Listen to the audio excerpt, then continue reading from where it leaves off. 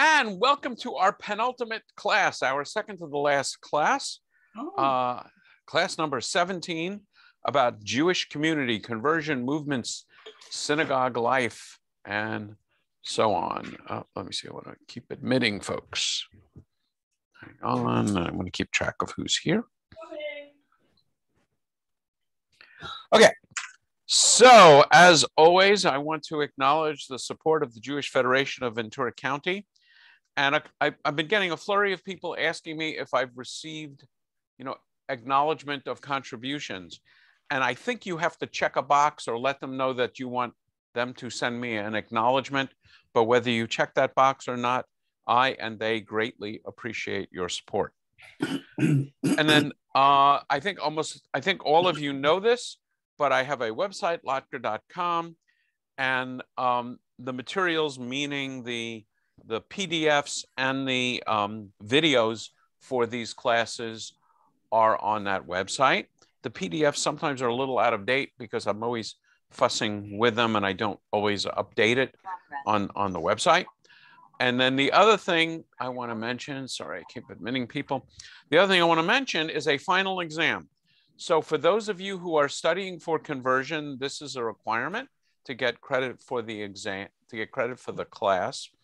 And for anyone else who would like an official looking certificate from me, I would also like you to complete that exam. And part of the exam is acknowledging. I thought it was on here. Oh, I think it's on the next one. Here's the entire exam, and so please email your response to the exam. Some people have just typed in responses. Others have handwritten responses, and it's briefly describes some holidays, discuss the importance of Shabbat, discuss some differences between Judaism and Christianity, significance of a few events, following to background and current practices, and then either A or B or both. What kind of Jewish life will you try to live? So that really, I would say that's both for people who are born Jewish and those who are converting. And from what you've learned in this class, what do you think are the most important aspects of Jewish life? And I'm a really easy grader. You should know. I've never failed anyone yet on this. So I'm looking forward to receiving that material from you. Any questions on the exam thing? And I don't have a hard and fast deadline. I think I might have said by the end of the month, when you send it to me, then I'll send you a certificate. So anyway, that's, I'm just keeping notes of who is here, trying to. Good turnout. Okay, so, Larry. You're muted, Larry. Larry, you're muted. Larry. I'm computer illiterate. What can I say? Okay. The certificate, do you have an example of what the certificate looks like? I do. Could we see that? Yes. Remind me at the end of the class, and I'll show that to you. Okay. I have to find it on my computer and then. Is that going to be motivating but it's just something. You, Larry, or are you not going to take the exam if the certificate doesn't look sharp enough? I don't blame you. The thing is I've got testophobia, and to me, to take a test is called a brown bag test, which means, am I going to get testophobia and throw up? I need a brown bag to do that in. So yeah, I don't mind throwing up a little lunch here and there if the certificate looks good. Yeah, Larry, don't worry about the test. You have already passed it orally. Okay. In terms of our many conversations. Thank you. Okay, so I want to jump into the substance of of our discussion this evening, and begin with something that I've discussed with many of you individually, and I think in general terms with the whole group, and that is conversion. And this actually gets back to the point that Judaism is both a religion and a people.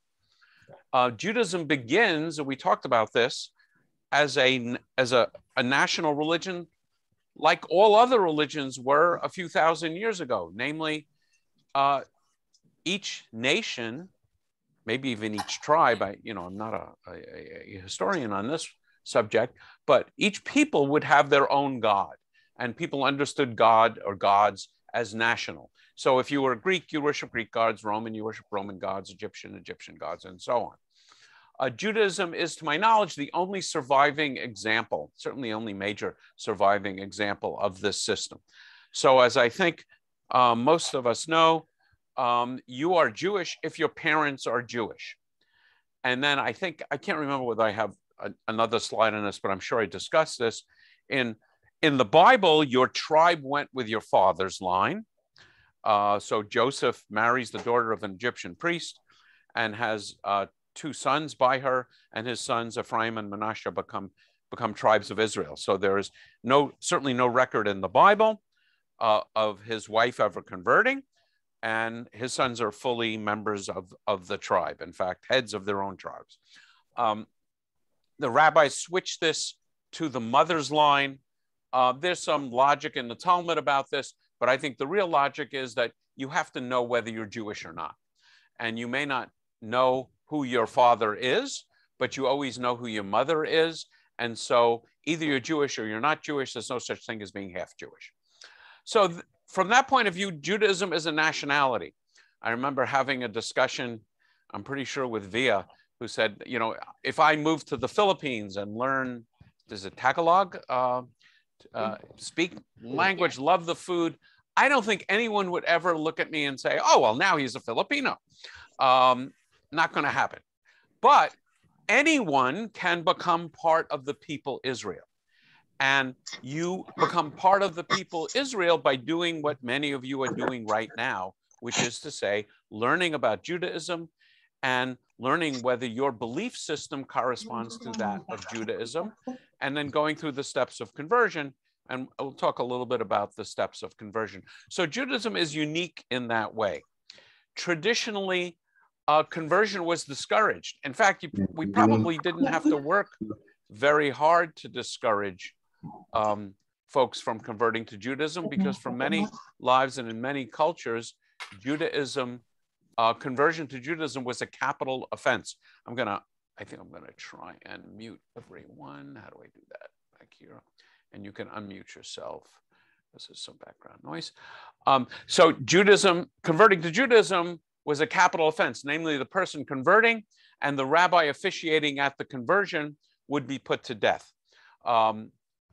So very quickly, Judaism got out of the let's go seek convert business, if it ever really was in that business in a major way. And the tradition is we're actually supposed to discourage converts 3 times, people that are interested in conversion. And I always, a little bit tongue in cheek, just say, don't do it, don't do it, don't do it. Because the Reform movement changed approach to this, which is to welcome people who are interested in exploring Judaism and welcome converts. But we certainly don't go out and seek converts, nor do we teach, I was going to say what we believe, but what we believe is your business, nor does Judaism teach that you need to be Jewish to get all the benefits of the world to come or anything associated with that. So the course for conversion, the process is a course of study. And then going before a Beit Din, again, I don't know how well you can see these pictures. Here's what many people think they're going to see at a Beit Din, namely some really stern-looking rabbis. Beit Din technically means a Jewish court, and in practice, it's me and 2 of my buddies. And if then you're accepted by the Beit Din, and I've never been part of a Beit Din that has ever turned down anyone, then you would have 1 more step for women, 2 more steps for men. The additional step for a woman. So here are 2 rabbis of a Beit Din, and their gioret, which would be the feminine term for ger, namely a convert. And this is the Beit Din in the University of Judaism or American Jewish University. Beautiful setting, very, very nice. And you immerse 3 times. And just prior to that, if you're a man in traditional Judaism, if you haven't been circumcised, you would be circumcised. And if you had already been circumcised, then we would draw a drop of blood from the site of where your foreskin once was. And that process is called, the circumcision is called Brit Milah, which means Brit is covenant, Milah is circumcision, the covenant of circumcision. Hatfat dam Brit means to take a drop of blood. So that's the steps of conversion. Okay, any questions about conversion before I move on to Jewish movements? I know we've talked about conversion a lot. Okay, so the Jewish movements, as I will assert, and I hope we will see, I believe all the Jewish movements are authentic. I would never state that the Reform has it right and the Conservative has it wrong and Orthodox has it wrong. I believe all the movements are authentic and all are needed. The most influence of the movements are in the United States and in Western Europe, and Canada for that matter. They are not very significant, although there's a growing influence in Israel and in Eastern Europe. And in Israel, most Jews are either religious or secular. So for many Jews living in Israel, and we'll see some of the numbers in a moment, their commitment to their Judaism is living in Israel. They will often be in synagogue on holidays. They live a Jewish life. They speak Hebrew. Their lives are to no small degree governed by the Jewish calendar, and they defend the Jewish homeland. So if you talk to many so-called Chiloni, which is a word for non-Orthodox Jews, they would say that is their Judaism. But it's growing in Israel. It's important to understand that Jewish movements are not exactly comparable to different Christian sects, and at least these ways. All Jews claim the same past.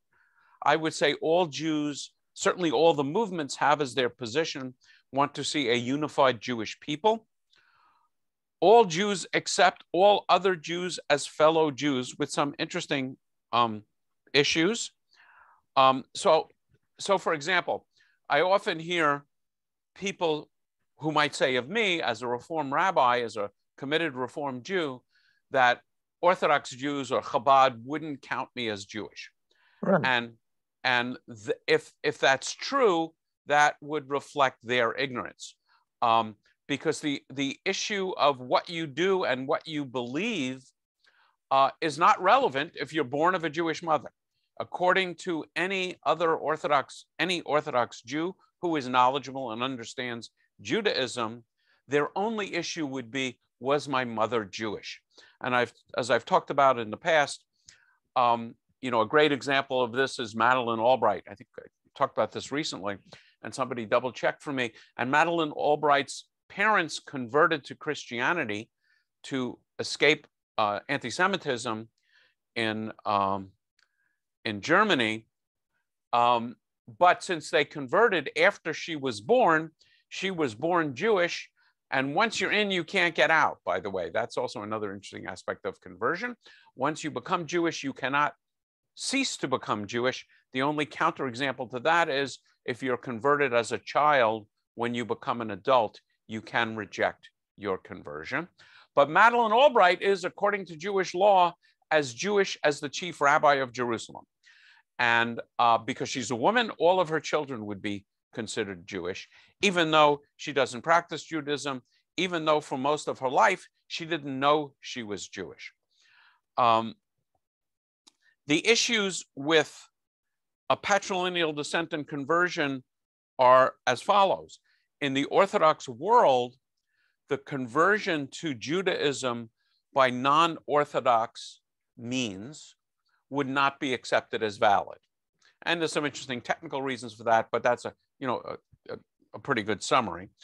And then in the Reform movement, as I think I have spoken about in the past, and I hope most of you know, Judaism, in the Reform movement, one of the major tenets of Reform Judaism is to, as much as possible, treat men and women equally.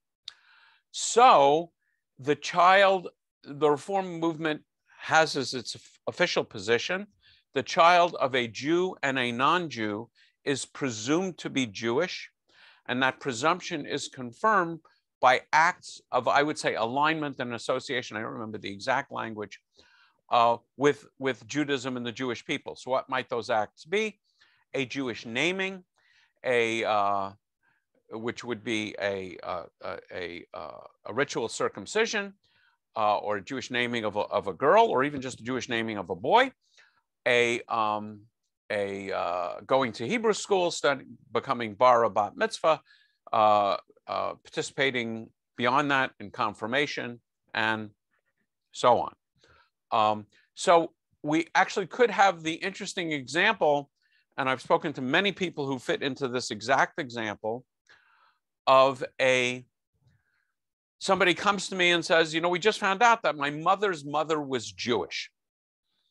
And my mother's mother, my grandmother, married a non-Jew, and my mother married a non-Jew, and we were raised with zero Judaism.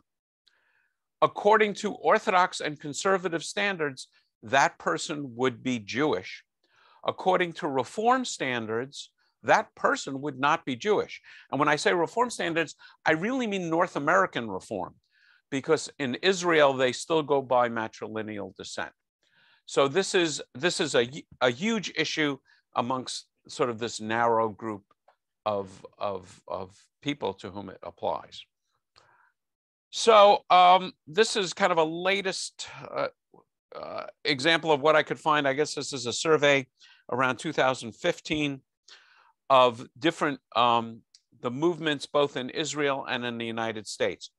So in Israel, about 22% are Orthodox, and 9% are Haredi, which are ultra-Orthodox. So this would be kind of the beards and the I would say medieval kind of dress. And 13% would consider themselves religious, and the rest would be non-Orthodox. There's a group called Masorti, or traditional, and I would say the Sephardim fall into that class. Many Sephardic Jews don't consider themselves Orthodox, but wouldn't consider themselves secular. And that's a whole other interesting discussion. If there's a lot of interest in it, I can describe it in more detail. But here, at least half of Israelis are secular, which means they do little or nothing related to Jewish belief and Jewish practice. In the United States, different numbers. Orthodox about 10%. So the ultra-Orthodox are the Haredi, about 6%. Modern Orthodox, I'll talk more about that, 3%. The other is 1. My guess is that also is Sephardic, but I'm not sure. So that leaves 90% non-Orthodox, with Reform and no denomination being the largest group. So Reform is certainly the largest group, and Orthodox is a growing group in the United States. So I want to now talk about each of the movements. So Reform Judaism, and I should emphasize it's Reform, it's not Reformed, ED. If we were Reformed, we'd be done reforming, and we're not done yet. So it's Reform Judaism. Begins in the early 1800s in Germany. And the reason that it was adopted was it responded to a problem which Jews had never faced before. And that is, how do we deal in a culture that accepts us? Up until this point, for the last 1800 years or so, Jews have lived in the diaspora as a nation living amongst other nations. And it was understood by the Jews and by the nation in which we lived that we were not citizens of these countries, but we were kind of in a separate category. And we say to ourselves, we had our own laws, we had our own customs, and a lot of the customs, like keeping kosher and so on, would tend to prevent intermingling. And that's the way it worked. Now you have something beginning in, I guess you could say, the late 1700s, early 1800s, called the Enlightenment. And you have this radical new idea that Jews living in France should be French citizens. Jews living in Germany could be citizens of Germany. with just a different religion. I mean, in those days, people understood that you have Catholics and you have Protestants, you have Lutherans, and so on and so on.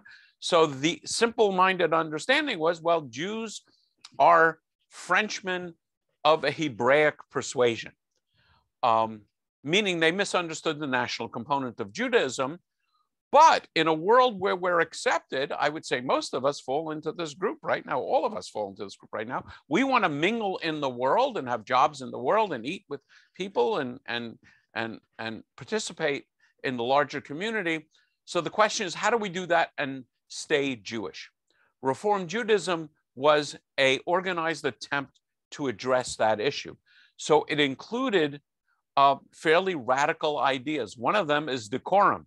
If you've ever attended a traditional Orthodox service, everybody is praying and davening, and people are talking about sports, and people are talking about politics, and every now and again, everybody comes together and says amen, and maybe a few lines, and then they go back to doing their own thing at their own pace. There is no decorum. In the Christian world, particularly the Protestant world, which would have heavily influenced early Germany, the minister is in the front of the room, the minister has stuff to read, the congregation has stuff to read, there are songs that the congregation sing, and that is the way everybody understood you ought to worship. That's introduced into Reform Judaism. Prayers and sermons in the vernacular in German are introduced, just as prayers and sermons in the vernacular in Christian churches are introduced. And the fundamental idea behind Reform Judaism, as we'll see in a moment, in conservative Judaism, is that Judaism evolves and changes, and Reform takes this on in a very powerful way. And it is evolving and changing. And here are some of the things that change dramatically, both with the introduction of Reform and changed even as Reform progresses. A very significant one is Zionism. If the Reformers just understood themselves, the early Reformers, as a different religion, but good and loyal Frenchman, German, and so on, then the question arises, do we have a special significance and attachment to Israel? And this is a burning controversy within Reform, which remains controversial really until the Holocaust. And I would say post-Holocaust, with the formation of Israel, there is no significant group of Reform Jews that I'm aware of that is anti-Zionist, but there were anti-Zionists in Reform Judaism prior to this. A big change in creating Reform is to introduce rationalism. I would say this is a hallmark both of Reform Judaism and conservative Judaism. So Kabbalistic ideas and ritual ideas and ritual clothing and wearing a kippah and wearing a talit and shuckling and praying and going up on your toes at certain times and coming down off your toes and taking 3 steps backwards and taking 3 steps forward. These kinds of things get rejected by the Reformers. Traditional dress get rejected by the Reformers, who want to take a much more rational approach to Judaism. The long-held teaching that someday there will be another Messiah, which is to say Mashiach, which is to say an anointed king of Israel on the throne of Israel, evolves in Reform Judaism into a concept of a messianic age, which is an age not necessarily with the restoration of the monarchy in Israel, but an age in which the kinds of things that are associated with messianism, namely the end of war, the end of poverty, and so on, will be, I'll just say, largely fulfilled. Whether we actually get there or whether we approach it asymptotically is another interesting question. A fundamental teaching of the rabbis was the teaching of bodily resurrection, namely that when you die and you're buried, with the arrival of the Messiah in the end of days, you will be physically resurrected. Your soul will actually come back into your body and you will be physically resurrected. The Reform movement gets away from that, changes the liturgy a bit to reflect that change. And I would say that the concept of the eternity of the soul replaces the concept of physical resurrection. there is the focus of Judaism, as you've heard me say hundreds of times, as the religion of the Talmud, really is less emphasized in Reform Judaism, with more focus on the Bible, and in particular, more focus on the prophets, and in particular, the prophetic ideas of social justice, very much more emphasized in Reform Judaism. And then, as you will see, individual conscience and informed choice is paramount, rather than these are the hundreds of laws in the Torah and thousands of laws that the rabbis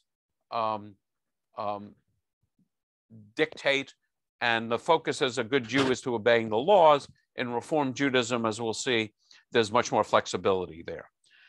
So my own definition of Reform Judaism is that ethical Jewish laws are binding, but the ritual laws, whether you wear this funny little hat, whether you keep strictly kosher, how you observe the Sabbath, and so on, those are matters between you and God. And you are free, I would say in theory, after studying them, and I would even practice them, you are free to continue to observe them. Or if you don't hear God speaking to you in those laws, then you would not follow them. Reform Judaism, when it came to this country, was intended to bring all the movements together. And there was a Rabbi Isaac Mayer Wise who named the organizations. My alma mater is Hebrew Union College. The rabbinic organization of Reform is, as you see on the bottom, the Central Conference of American Rabbis. Until fairly recently, the name of the congregational organization was the Union of American Hebrew Congregations. So the idea behind Reform Judaism in the United States was that it was going to be American Judaism. All Jews would embrace this movement. That quickly dissolved, and there's some interesting things about, the first banquet after the first rabbinic class was ordained, they served shrimp cocktail, which pretty much was either a deliberate way of getting rid of the Orthodox, or it was inadvertent, but it certainly had that effect. Interestingly, Hebrew Union College is the oldest rabbinic seminary in the world. All the older ones were destroyed by Hitler. And as I mentioned, the most contentious issue is patrilineal descent, because I think the question will be 100 years from now, 200 years, 300 years from now, will we really know whether you're a patrilineal Jew or a matrilineal Jew? And that's not a problem for us in the Reform movement, but it's a huge problem in the Orthodox movement. Now, maybe with computers and maybe this is not so much of a problem. My own theory, you heard it here first, is that I think eventually Orthodoxy will go to pro forma conversions when babies are born. And basically just dunk the baby in a mikvah. And so if there's any question that the baby's great-great-great-great-great-great-great-great-grandmother was not Jewish, the baby would still be considered Jewish. Okay, and here's just some images. The logo for the Union for Reform Judaism. These are rabbinic students. Black Lives Matter march. Here's a march for gay and lesbian rights. And here's a group called the Women of the Wall, which every month on Rosh Chodesh, which is actually this weekend, try to go to pray at the Western Wall, and they have to smuggle a Torah in, and that's just some images from Reform Judaism. Any questions about Reform Judaism? Okay, Orthodoxy. It sounds strange, but Orthodoxy became a movement in response to Reform Judaism. Prior to Reform Judaism, there was no such thing as movements. There were certainly different rabbis and different groups, but no organized movements. But since Reform Judaism gets itself organized, Orthodoxy also gets itself organized. And I would say the hallmark of Orthodox Judaism is the idea that Jewish law is binding on all Jews and unchanging. So there is a need to adapt Jewish law in the modern world. So for example, I was actually reviewing this, and I'm very happy I found out that I have not been misstating it. There are many refrigerators, maybe yours actually has a Sabbath mode. So the problem with a refrigerator in the Sabbath is you open the door to the refrigerator, and problem number one is the light goes on. So, answer number one is unscrew the light bulb. Another problem is you open the door to the refrigerator, the cold air comes out, there's a thermostat in the refrigerator, and the motor comes on. So you, by opening the door, have caused electricity to flow. What's the problem with electricity? Well, the rabbis rule that electricity is fire. So all the rules about making and extinguishing fire apply to electricity. So, in my grandmother's day, they would tie a rag so that the door to the refrigerator would never quite close. So presumably the compressor would run all the time. So then her opening and closing the door was deemed, I'll put that in quotes, not to have an impact on electric current flow. You may well own a refrigerator with a Sabbath mode. And if you can Google that and see a demonstration, you hold down a button for some time. I always say, click your heels 3 times and say, there's no place like Jerusalem, but I really don't mean that. And your refrigerator enters the Sabbath mode. What happens when your refrigerator enters the Sabbath mode? Easy. Open the door, the light doesn't come on. And the compressor on the refrigerator is now on a timer rather than sensing temperature. And something I never realized till I watched the video today, it also disables all of the displays on the front of the refrigerator. And it disables the water dispenser and the ice dispenser. So just in case you, out of habit, try and get ice or water out of it, you're not causing an electrical current to flow. The other thing I'll just comment, and then I'll call on Larry, is that men and women have separate and distinctly different roles in Orthodox Judaism. Larry. Yes. Going back to Orthodoxy coming out of Reform. I would say as a response to Reform, not coming out of. Well, that's where you get the big bucks, Rabbi. That's right. It was before that you had Jews that were observant and Jews that were non-observant. Mm-hmm. So those who were observant are the ones that did the traditions and so forth, and the others maybe so or maybe not. Mm-hmm. So when Reform came in, that's what created Orthodoxy. So Orthodoxy, in a way, was created through Reform start. And then, of course, you'll talk about conservative later, mm-hmm. I guess. But it was observant or non-observant. There was no orthodoxy. Yeah, and the level of observation of observance was a continuum, and that's what you find in the Sephardic world today. So if you go to Morocco, and I've spent time in Morocco because my wife is from Morocco, the synagogue service is what we would describe as Orthodox. Men and women sit separately.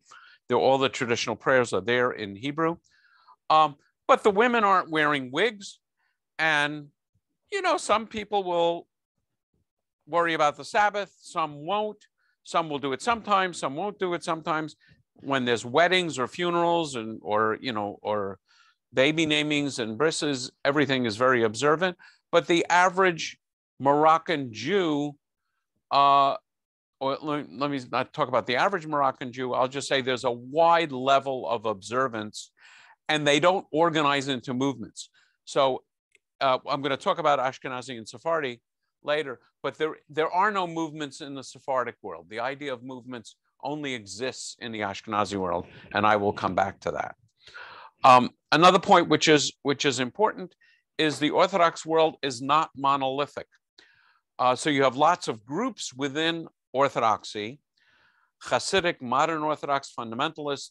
Each will typically have its own yeshivas and day schools, have their own rabbinic associations, and not necessarily enjoy each other's company, and may well keep separate or even be opposed to each other. In the ultra-Orthodox world, there's broadly speaking two groups, Hasidic Judaism, and the other group is called Mitnagdim. Mitnagdim, the word keneged means in opposition. So the word Mitnagdim means the opposers. Who are they opposed to? Hasidic Judaism. But if you saw one on the street, unless you knew specifically what to look for, you wouldn't be able to tell them apart. And I'll also just point out, in the Hasidic world, there are probably 20 or 30 different Hasidic groups, of which one is Chabad, by far the largest and the most successful. And we'll see in a moment, there's also modern Orthodox. There is a congregational organization, a rabbinic organization, congregational organization. This probably would be modern Orthodox, the Union of Orthodox Congregation. Again, Rabbinical Council of America, and another one called Agudat HaRabbanim. And then the Hasidic sects typically don't participate in those organizations. And then we don't hear that much about Baal Teshuvah, but it's, maybe 20 years ago is probably when I first wrote this slide or the outline. That was a big thing, the Baalei Teshuvah, people who are becoming newly observant, newly Orthodox. So Hasidism begins as a movement, and the leader of the movement is a rabbi named Israel ben Eliezer, and he gets the nickname, the master of the good name, the Baal Shem Tov, or sometimes called the Besht. He's born around 1700, and I've heard other people describe this as the first Reform movement, because it reformed the idea that one had to be a scholar to relate to God. It also, in its initial phases, was Kabbalistic, but not messianic. And then within a generation or two, it becomes both messianic and focused on learning and Talmud study and advanced scholarship. It's certainly and so as you know, in Chabad and Hasidic Judaism, you'll have people, dancing the Hora and singing Nigunim. Neither of those things would be very intellectual. But there is this sense in Hasidic Judaism of the joy of life and celebrating life and so on, more than just intellectual pursuits. It is heavily spiritual and Kabbalistic. So you will find in Hasidic groups a lot of focus on Zohar and teachings of Kabbalah. A distinctive teaching of Kabbalah is a belief in reincarnation, either alongside or rather than resurrection. So you see a lot of that in Hasidic Judaism. And then the Besht has a number of students, and they spread out to a number of communities. And typically the different movements in Hasidic Judaism are separated by which community they come from. So Chabad, which is actually an acronym for Chachma, Bina, and Da'at, 3 words for knowledge, wisdom, and understanding, is also called the Lubavitch because they're from the town of Lvov. And then you have the Satmar Hasidim and so on, and they typically trace themselves back to Eastern Europe of being in a separate town. And then the other distinctive element is the role of the Rebbe, who is the leader of each movement.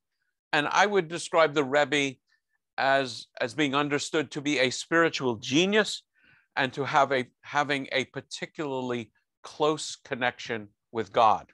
And certainly as you read stories about the Besht, the founder, there would be stories about him visiting the heavens and climbing ladders and seeing the Messiah. And, there's lots of great stories. Martin Buber collects stories of I think they're called Tales of the Hasidim. They're fascinating stories. And so here's some images. Here's ultra-Orthodox, distinctive dress, men and women not mingling even, on the street so much. Women wearing modest clothing, covering their hair. I don't know how well you can see it here, but this woman is wearing a wig, and lots of kids. And then there's modern Orthodox. So here are the Kushners, and they are modern Orthodox. And You know, I don't know what their individual level of practice is, but I know many modern Orthodox Jews who, you know, seeing them on the street, you would not know that they are Orthodox. Now, they may well keep their head covered all the time. But certainly Ivanka's not wearing a wig. Okay, any questions about Orthodoxy while we're here? Okay, let me move ahead to conservative Judaism. Conservative Judaism, you see, I need to update my slides. Begins early in the last century in the United States as a reaction to reform. So you have huge waves. The early immigrants, Jewish immigrants to the United States in colonial times and kind of Civil War era times were Reformed Jews. And in fact, in many congregations, German was spoken. The huge wave of immigration a little over 100 years ago, actually now quite a bit more than 100 years ago, late 1800s, early 1900s, were certainly from Eastern Europe, and they were more traditional Jews, and they were not ready to go, I'll use the expression whole hog to reform. They were puzzled and I would say shocked by what they saw in Reform synagogues. You can imagine men and women praying together, rabbis not always wearing a kippah, not always wearing a talit, dressing in robes like Protestant ministers. So a movement begins in the United States, which is more aggressive in its adaptation to modern life and to the realities of needing to participate in the, in this world. And I would say the hallmark, or my understanding of conservative Judaism, is that Jewish law is binding but changes with the times. So in the conservative movement, certainly in North America, authority is vested in a central rabbinic authority. That's not true in Orthodoxy. In Orthodoxy, the authority depends over the centuries on the reputation of the rabbi. So there would be Jewish legal questions raised over the centuries before, and those questions would be sent to rabbis who were broadly acknowledged as expert, and those rabbis would issue legal opinions. In the conservative movement and now in the Reform movement, there are committees that are, in the conservative movement, it's called the Law Committee. In the Reform movement, it's the Responsa Committee. And you have groups of rabbis making decisions on what the rules will be. And so some examples in the conservative movement is women rabbis, is driving to your nearest synagogue on Shabbat, mixed seating in a synagogue. These are things that came out of Reform, but certainly the conservative movement would think long and hard about how to adopt them and how they are really a more authentic evolution of Talmudic principles than either Orthodoxy or Reform. There's a wide range of services, and you may find conservative, sometimes it's called conservadox, where the services are very similar to Orthodox. In Canada, you may still find conservative synagogues that have separate seating for men and women. That's, I would say, largely not true in this country, and also, probably largely not true in Canada as well. And then, I know, I've been to many conservative synagogue services, and there's very little difference. If you have an ear for what's in the liturgy, you will notice some differences, but you really have to know what to listen for. And the casual observer might not see any difference between a Reform service and a conservative service. There's a congregational organization, a United Synagogue, and a rabbinic organization, a rabbinical assembly, and there are two rabbinical schools. One is in the East Coast Jewish Theological Seminary, or JTS, and the West Coast, the I can't remember now. It used to be American Jewish University. Ryan. Yeah, I've noticed in my travels, you often will find a combination of synagogues where maybe a conservative and a reform came together, or synagogues that used to be conservative and then have changed to reform. Is that mainly demographics, or it's because it doesn't seem like it seems like you have less conservative synagogues than you may have had, a generation or two ago, Yeah, and not yes. necessarily less reform. So I think this is definitely happening in the United States, and more, I would say, in the West Coast and away from New York, because conservative Judaism teaches that Jewish law is binding, and some of those Jewish laws are keeping kosher and praying 3 times a day. So many congregants affiliated with conservative synagogues themselves don't keep kosher and don't pray 3 times a day. In fact, it's only the larger conservative synagogues that will even have services 3 times a day. So what I would say is, for the average Jew in the pew, the differences between conservative Judaism and Reform Judaism get smaller and smaller. One way I usually describe it is a conservative Jew and a member of a conservative congregation, a member of a Reform congregation go out to lunch, and they're having pepperoni pizza. And the member of the conservative synagogue might say, I know that I really shouldn't be eating this pizza, but I don't really worry about these particular laws. Whereas the Reform Jew might say, I don't think God really cares what I put in my mouth. God's more concerned with what comes out of my mouth, namely how I treat people, animals, and the environment. But they're both sharing lunch, and their lives are not that dramatically different. So over time, as generally, I would say people become less and less observant, the non-Orthodox in this country. The reason for existence of conservative synagogues has gotten less and less. So you see mergers of conservative synagogues and Reform synagogues.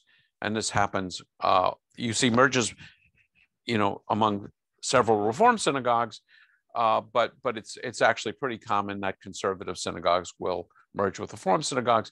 You also will have unaffiliated synagogues, and then it's really almost up to the rabbi and the leaders of the congregation what kind of service they have. And I led a congregation in Ojai, California for a number of years, and we began with for the high holidays a prayer book that really was a conservative. Really almost an Orthodox prayer book, beautiful prayer book. I really liked it, but it was a lot of work for me to make a Reform service out of it. And then they switched to the Reform prayer book because most of the congregants heavily intermarried. That's another big issue between Reform and conservative synagogue. Reform rabbis will not and may not officiate in interfaith marriages. And many Reform, we talked about this last week, many Reform rabbis will officiate in interfaith marriages. Okay, we're going to move on. So here's some images. This is actually the kind of the liberal prayer area near the Robinson's Arch, if this is familiar to you, in Jerusalem. This is still the Western Wall, but it's not the traditional Western Wall area. This says it all about conservative Judaism. So conservative Judaism are required to pray with tefillin. These are the tefillin, the little boxes that go on your head and your arm. But on the other hand, you don't have tefillin on the Sabbath. So if you go to a Saturday bar mitzvah or bat mitzvah, nobody's wearing tefillin. So in order to fulfill this mitzvah, it's quite common in the conservative world to have what I know many conservative Jews call a tefillin service, which will typically be on a Thursday. I mean, I guess it could be on a Monday, but a Thursday, they're already gearing up for the Friday night and Saturday service. Why Thursday? Because you read Torah in traditional synagogues on Mondays, Thursdays, and Shabbat. So here's a young woman wearing tefillin. You got a young woman wearing tefillin. That's a good sign that it's probably a conservative service. So that's why I picked this picture. And here's a shot of the women of the wall, which would be Reform and conservative Jews. There are other movements in Judaism. Probably of the smaller movements that is the most long-lived, I guess now it's probably coming up on close to 100 years old, is the Reconstructionist Movement, founded by Mordechai Kaplan. Mordechai Kaplan was a conservative theologian, taught at Jewish Theological Seminary. And Kaplan did not believe in a personal God. Kaplan understood God as the power that makes for salvation and redemption. And I would say he almost thought of it as a force of nature. And so the interesting thing is, for Kaplan, Judaism is a civilization, the culture of the Jewish people, that promote and encourage the continuance and the flourishing of that salvation. So interestingly, Reconstructionist Judaism in its early stages was very halachic, and by halachic I mean, like conservative Judaism, insisting that Reconstructionist Jews follow Jewish law. Probably not surprising, because Kaplan was a conservative theologian. But the interesting thing about Reconstructionist Judaism is they're always reconstructing themselves. So it changes pretty dramatically with the time. And because they're small, like about 3% of American congregations, Jewish congregations or Jews are Reconstructionists, they can be pretty quick on their feet once they get a new idea. And many of the wonderful ideas in Reform Judaism we stole fair and square from the Reconstructionist movement, the recognizing the mothers, matriarchs along with the patriarchs in prayer, and so on. But since it doesn't have God as a personality, as a personal God, it rejects the notion of the Jewish people's chosenness. So there are some prayers, like when you go to the Torah, you say, Asher bar charbanu mikol ha'amim, who has chosen us from all people. And that phrase is changed to Asher kerav tanu, who has brought us closer from other peoples. And there's a congregational organization associated with them as well. And then an emerging movement is Jewish Renewal, which I think of as an interesting mix between Reform Judaism and Hasidic Judaism. So I would say, like Hasidic Judaism, it is very intoxicated with mysticism and Kabbalistic practices. And like Reform Judaism, it's pretty tolerant of equality of men and women and gay and lesbian and transgender kinds of issues. So it's a very interesting organization, and I've been involved with some of that movement as well. Okay, any questions? Let me back up. Any questions on movements before I move into Ashkenazim and Sephardim? Take a drink of water while you're thinking about that.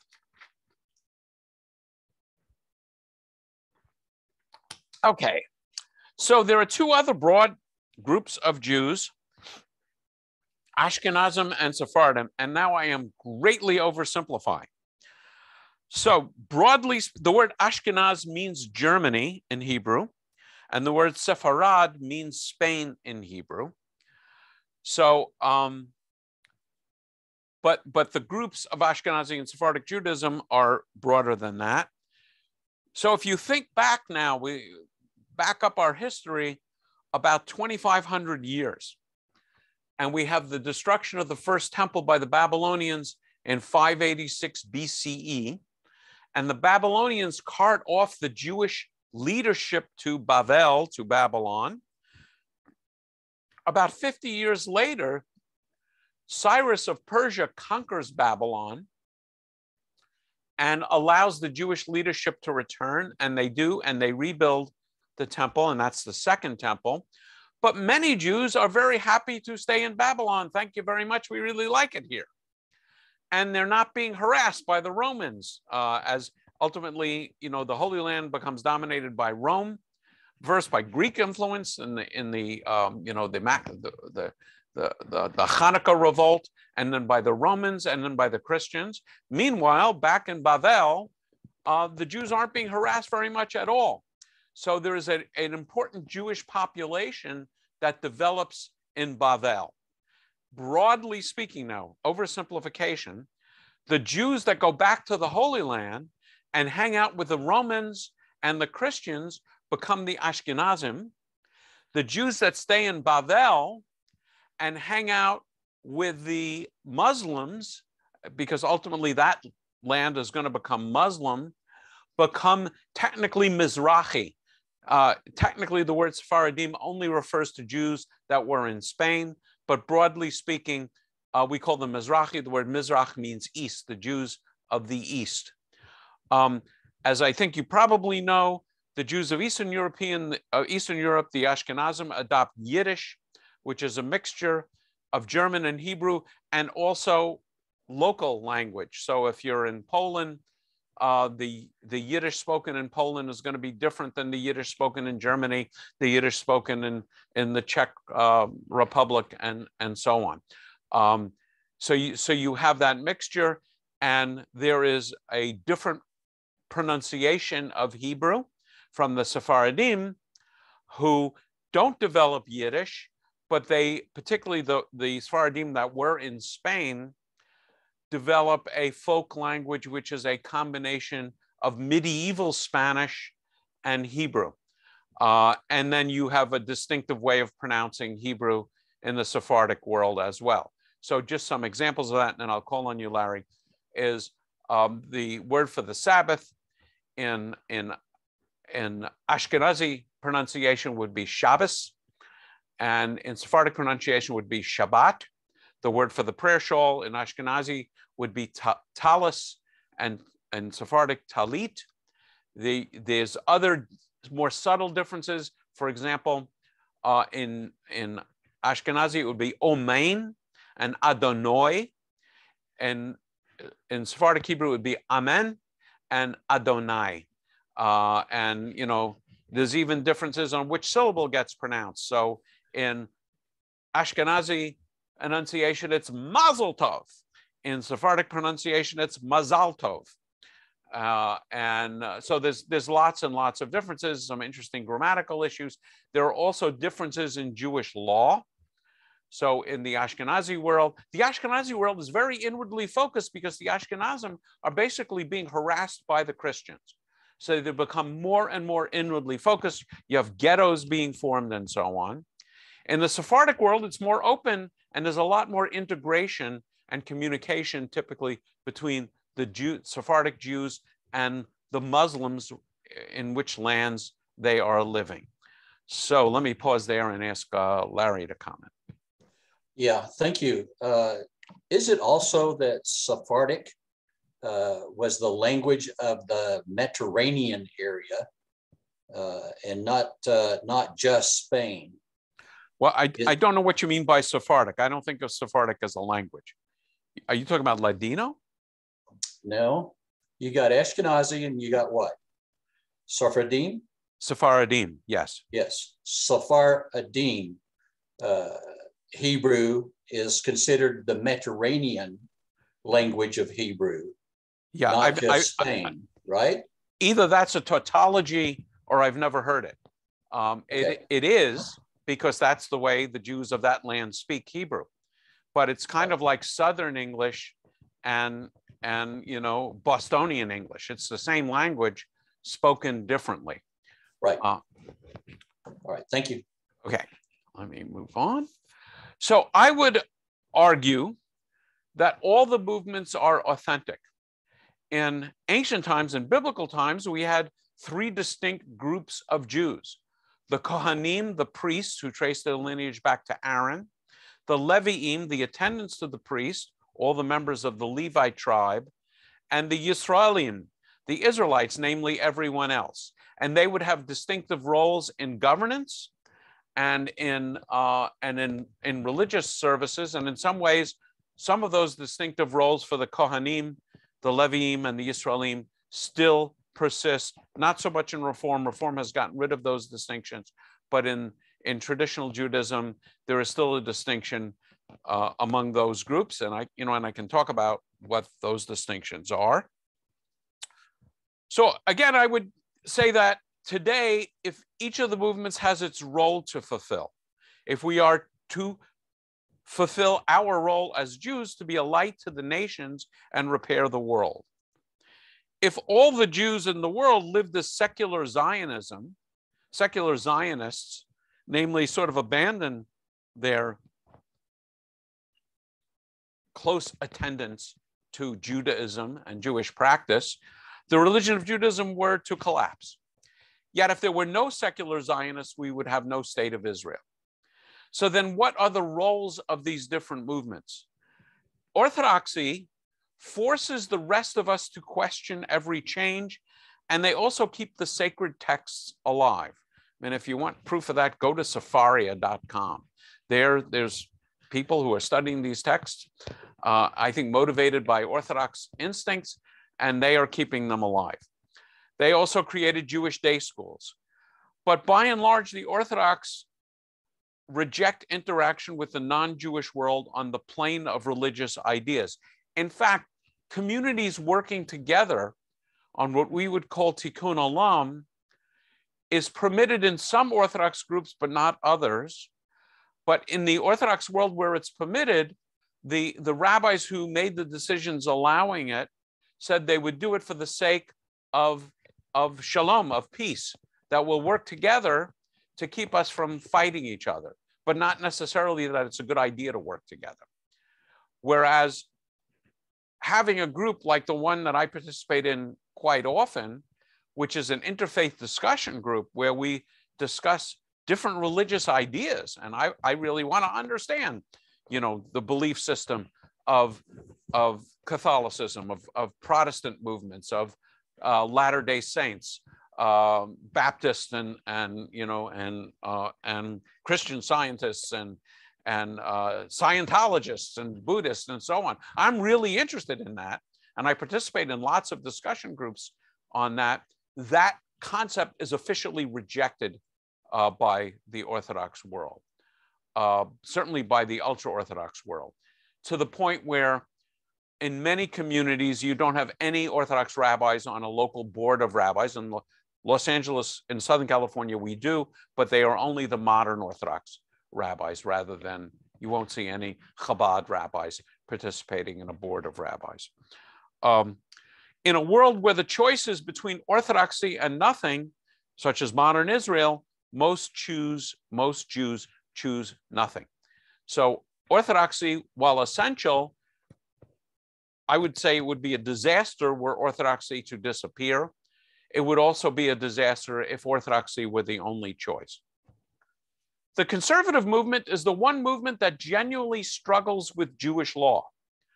I would say that, in the Reform movement, a lot of these books behind me are on Jewish law and Reform interpretation, but the average Jew is not so concerned about the fine points of Jewish law within the Reform movement. In the conservative movement, at least in theory, they are.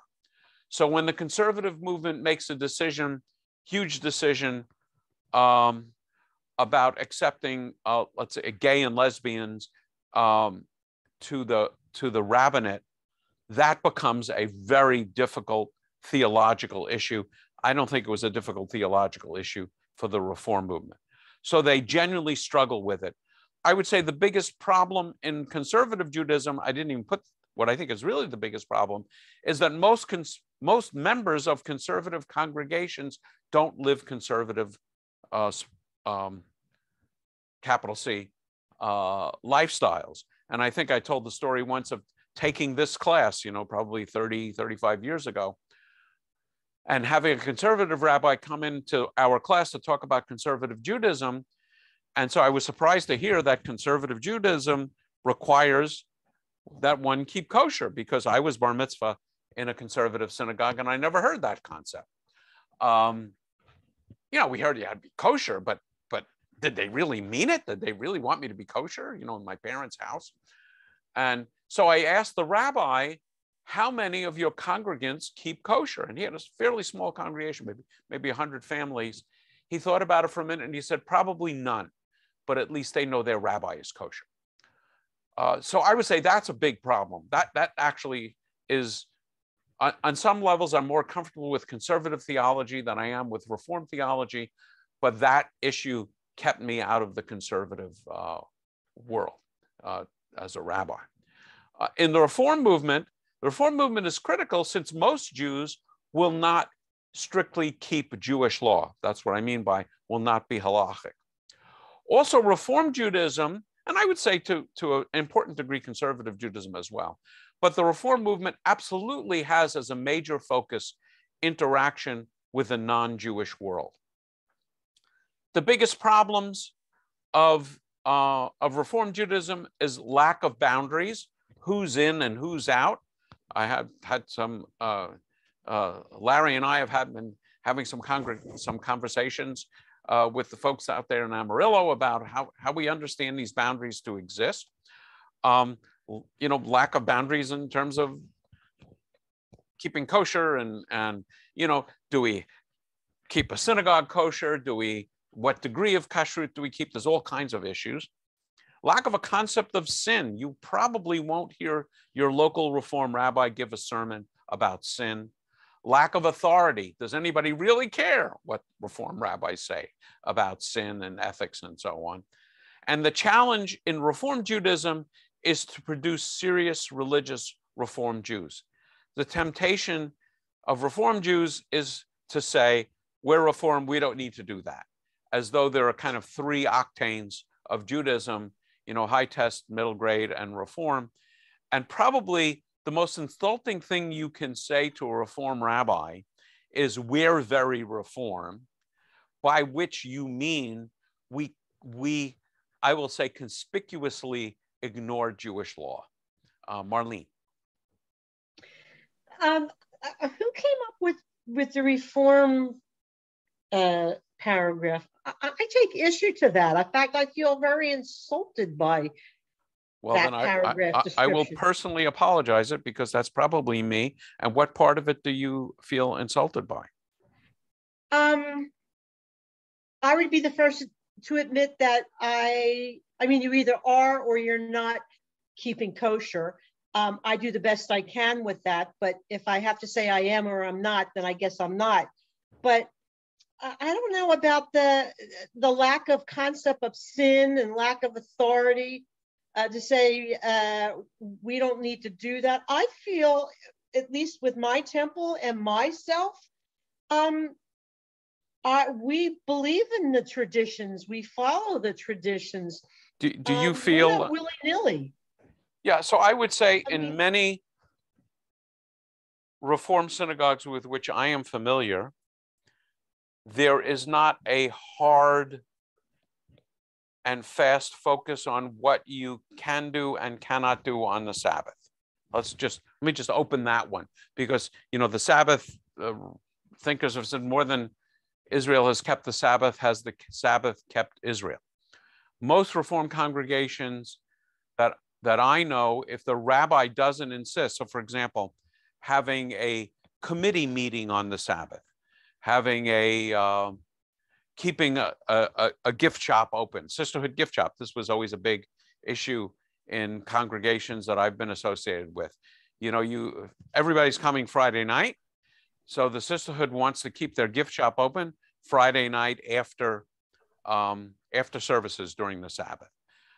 Do we turn lights on and off during the Sabbath? Do we use electrical equipment on the Sabbath? Do people drive to the synagogue on the Sabbath?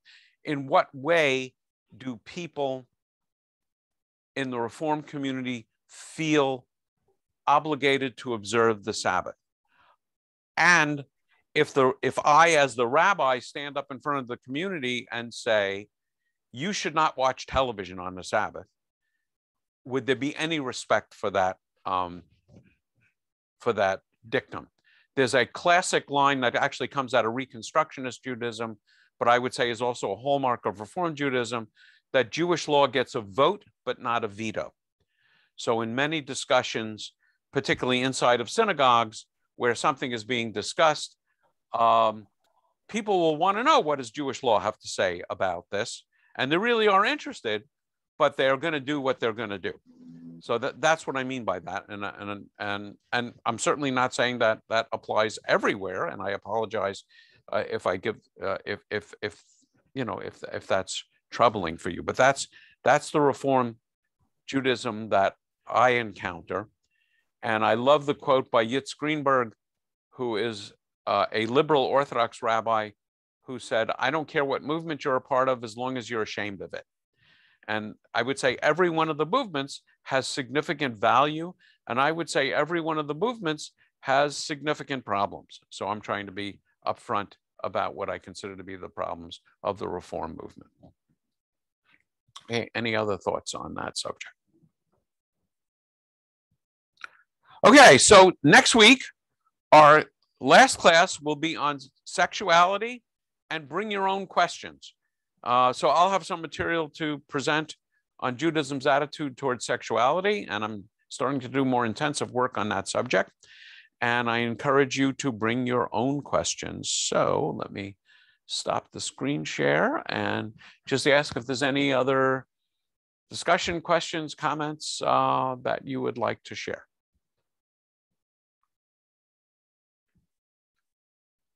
I will just add that there was a while where I was thinking of becoming a Jewish Renewal rabbi rather than Reform.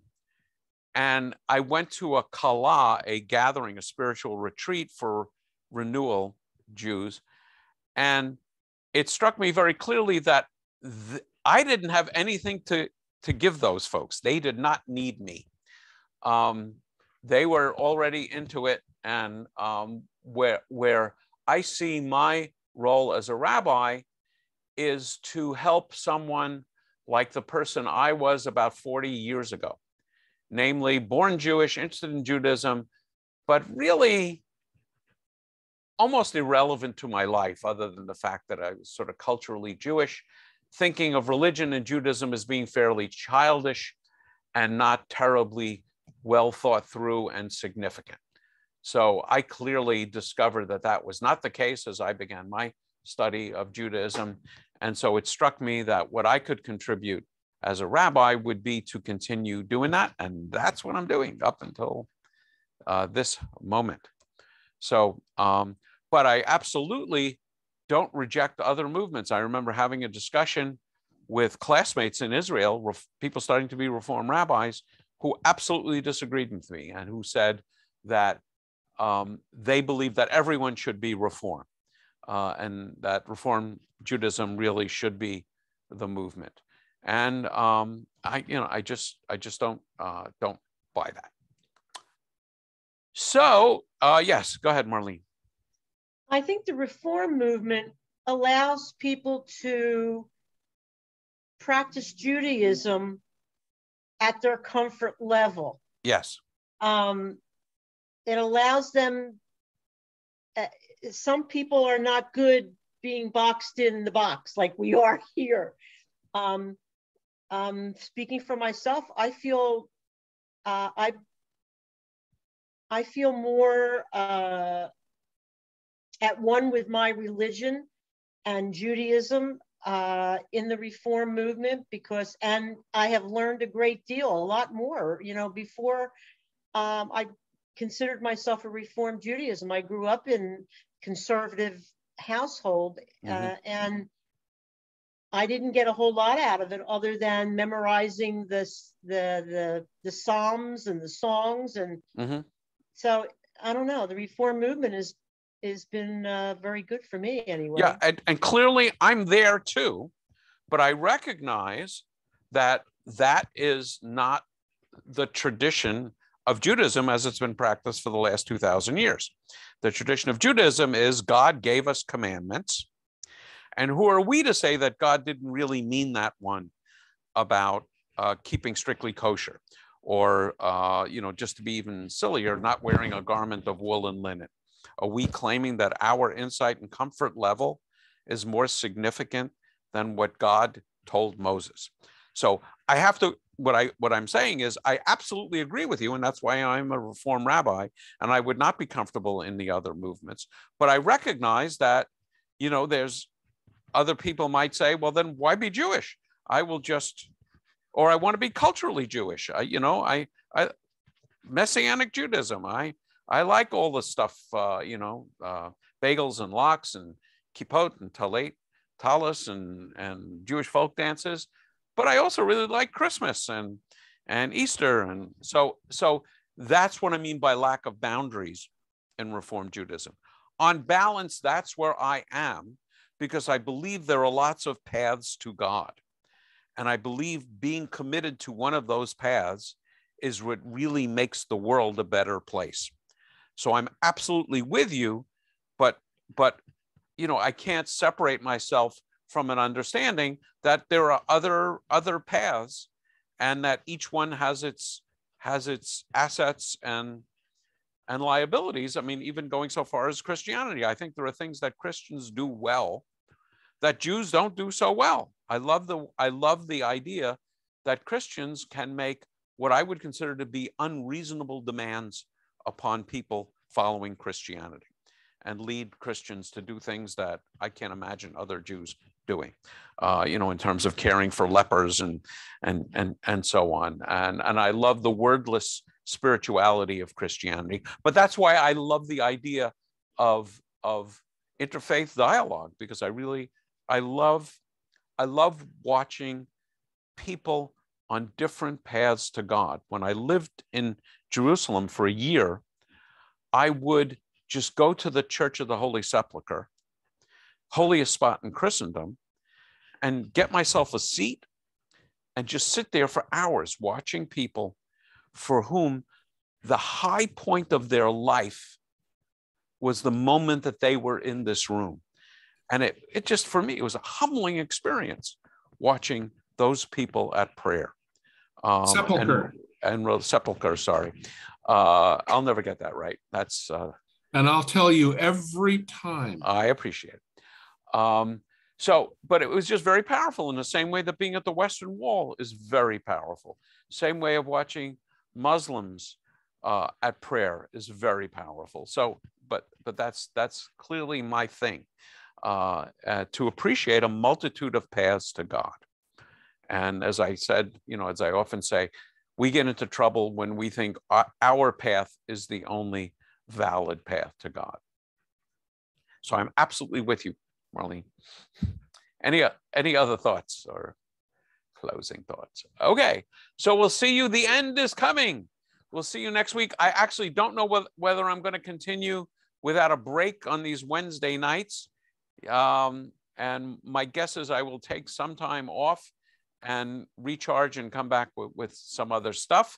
I will let you know about some things I do on Monday nights, because I do have a study session at Temple Adat Elohim, and I'll send that out to at least this group, if not my entire group, because it's all on Zoom. And although Temple Adat Elohim is opening, they, for those of you that are involved in that, probably not so many of you, they are now fully opening. So we'll see you next week. Bring your questions about sexuality and Judaism and any other questions you may have, and take care. Thank you, Rabbi Mike. Thank you. Yes.